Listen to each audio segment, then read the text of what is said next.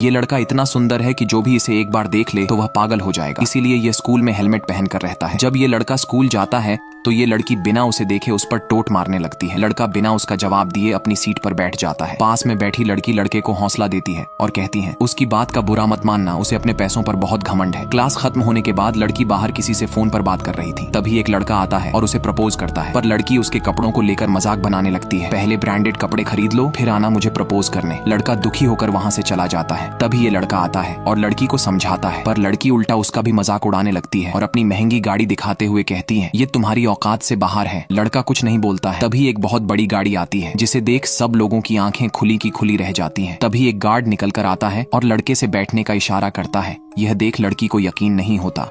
इस लड़के के डैड इतने अमीर हैं कि वह पूरे शहर को ही खरीद सकते हैं, फिर भी उनका लड़का एक सरकारी स्कूल में पढ़ता है, उसे कोई पहचान ना ले, इसलिए वह हेलमेट लगाकर रहता है। इस बात से लड़के के डैड काफी नाराज रहते हैं क्योंकि उनका बेटा एक सरकारी स्कूल में पढ़ता है और अब उनकी तबीयत दिन प्रतिदिन बिगड़ती ही जा रही है। इसलिए वह चाहते हैं लड़के की शादी अपने दोस्त की बेटी के साथ कर दी जाए। पर लड़के को एक ऐसी लड़की चाहिए थी जो कि उसके पैसों से ना उससे प्यार करे। अगले दिन जब यह लड़का स्कूल जाता है तो सभी स्टूडेंट को अपना अपना पार्टनर चुनकर डांस क्लास में जाना था। ये लड़का इस लड़की से पूछता है क्या तुम मेरे साथ डांस क्लास में चलोगी? तभी लड़की कहती है अपनी शक्ल देखिए। डांस क्लास में जाने की पीछे खड़ी लड़की लड़के से कहती है क्या तुम डांस क्लास में भी हेलमेट पहनकर जाओगे? अगर किसी को हेलमेट लग गया, हाँ अगर तुम इस हेलमेट को उतार हैंडसम हुए तो मैं चल सकती हूँ। पर लड़का कहता मुझे तुम्हारे साथ नहीं जाना है। तभी लड़की जबरदस्ती हेलमेट उतरने लगती। हेलमेट उतारते ही सभी लड़कियां पहचान जाती हैं कि इसके डैड इस शहर के सबसे अमीर आदमी हैं, जिस पर लड़कियां मरती हैं। अब वह लड़की दौड़ कर आती, कहती कि मैं तो मजाक कर रही थी। अगले दिन ये लड़की इस लड़के के घर पहुंच गई थी। दरअसल इन दोनों के पिता अच्छे दोस्त थे और लड़की के पिता चाहते थे कि वह उनके दोस्त की लड़की के साथ शादी कर ले, और लड़का तैयार नहीं होता है। वह बताता है ये लड़की सिर्फ पैसों से प्यार करती है और मुझे ऐसी लड़की नहीं चाहिए। अगले दिन ये लड़का क्लास में उसे लड़की से बात करना शुरू कर देता है, जो उसे सबसे पहले हौसला देती है। लड़का उससे पूछता है क्या तुम मेरे बारे में नहीं? लड़के को बड़ी हैरानी होती है, जहाँ एक तरफ सारी लड़कियां उसके पीछे पागल हैं, वहीं इस लड़की को इंटरेस्ट ही नहीं है। लड़का उससे पूछता है क्या तुम मेरे साथ कहीं घूमने चलोगी? लड़की तैयार हो जाती है, पर ये जहाँ भी जाते हैं सब इन्हें ही देखते रहते हैं। तभी अचानक इन दोनों को एक साथ ये लड़की भी देख लेती है, जिसे बहुत गुस्सा आ रहा था, पर यह दोनों बिना किसी की परवाह करें एक दूसरे के करीब आते गए। और एक दिन लड़के ने लड़की को अपने घर बुलाया। लड़की जब घर को देखती है तो हैरान रह जाती है। वह लड़के को साफ साफ बता देती है मैं तुम्हारे जितनी अमीर नहीं हूँ, मैं बहुत ही गरीब घर से हूँ। तभी लड़का कहता है तुम्हें परेशान होने की जरूरत नहीं है, और वह उसे अपनी फैमिली से मिलाता है, जहाँ पर लड़के के पिता लड़की से पूछते हैं तुम्हारे माता पिता क्या करते हैं? लड़की बताती है कि मेरे पिता एक सिक्योरिटी गार्ड है और मेरी माँ स्टोर पर काम करती है। तभी लड़का बीच में बोलता है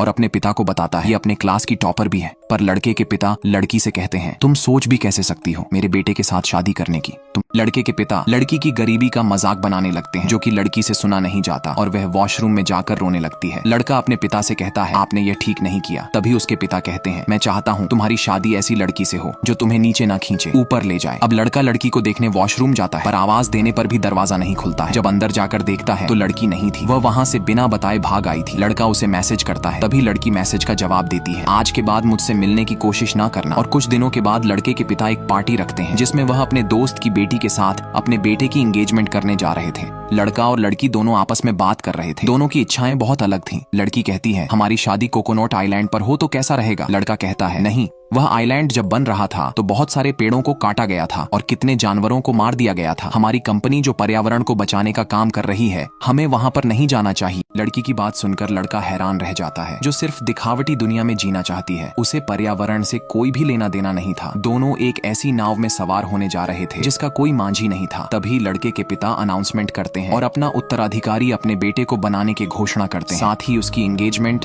अपने दोस्त की बेटी के साथ करने की भी बात करते हैं। यह बातें सुनकर लड़के की माँ जरा भी खुश नहीं थी। तभी लड़के की नजर फूलों के गुलदस्ता पर जाती है जो उसी लड़की ने भेजे थे। यह देखकर लड़के का दिल बैठ जाता है। वह अपने पिता को बीच में रोकता है और उनके उत्तराधिकारी बनाने से इनकार कर देता है और पार्टी छोड़कर चला आता है। लड़के के पिता उसे समझाते हैं, पर लड़का कहता है मुझे उस लड़की से शादी नहीं करनी, जिसके ख्याल मुझसे जरा भी नहीं मिलते हैं। लड़के के पिता कहते हैं अगर तुमने उसे लड़की से शादी नहीं की तो मैं तुम्हें बेदखल कर दूं। लड़का कहता है ठीक है, मुझे नहीं चाहिए आपकी दौलत और ये सन्नो शौक, और अब यह सब मैं ज्यादा बर्दाश्त नहीं कर सकता। ये लड़का अपने पिता से कहता है मुझे उस लड़की से शादी नहीं करनी है जो सिर्फ मेरे पैसों से प्यार करती है। तभी लड़के के पिता कहते हैं ठीक है, आज के बाद मेरी रोल्स रॉयल लेकर मत जाना। लड़का कहता है ठीक है, नहीं ले जाऊंगा। लड़का अब सीधे लड़की के घर पहुंच जाता है। लड़की कहती है अब यहाँ पर क्या करने आए हो? जब तुम्हारे पिता मुझे भला बुरा कह रहे थे तब तुमने कुछ नहीं कहा था। तभी लड़का कहता है उस वक्त मैं तुम्हारा साथ नहीं दे सका था, उसके लिए मुझे माफ कर दो, पर मैंने वह कंपनी वह घर सब छोड़ दिया है तुम्हारे लिए। तभी लड़की उसे माफ कर देती है, पर अब उस कंपनी को संभालेगा कौन? मेरे पास एक आइडिया है। और अब ये लोग उस पार्टी में वापस आ गए थे। यहाँ पर यह आदमी कंपनी का सीईओ बनने की बात कर रहा था। बताता है कंपनी के ओनर का बेटा जो अपने परिवार को नहीं संभाल सकता है वह भला कंपनी को कैसे संभाल सकता है, इसलिए मैं इस कंपनी का सीईओ बनना चाहता हूँ। तभी यह लड़की कहती है इस कंपनी के 2 बच्चे हैं, इसलिए कंपनी का सीईओ एलन को बनाना चाहिए। पर तभी आदमी कहता है वह एक लड़की है, वह भला कंपनी कैसे संभाल सकती है? लड़का बताता है मैंने करोड़ों की गाड़ियां, आलीशान मकान, यहाँ तक की सारी संपत्ति को ठुकरा दिया है तुम्हारे लिए, पर प्लीज मेरे प्यार पर विश्वास करो। आखिरकार लड़की को विश्वास हो जाता है। तभी लड़की कहती है पर उस कंपनी को संभालेगा कौन? इधर ये आदमी कंपनी को संभालने की जिम्मेदारी लेता है, पर तभी वह लड़की आ जाती है जो कहती है कंपनी को लड़के की बहन संभालेगी। आदमी कहता है कंपनी को चलाना लड़कियों का काम नहीं। तभी वह लड़की बताती है हाँ क्यों नहीं, जिस तरह तुम इस कंपनी को अभी तक चलाते आ रहे थे, तुम्हारे बहुत सारे घोटाले मुझे पता है, जिस पर आदमी कुछ नहीं बोलता।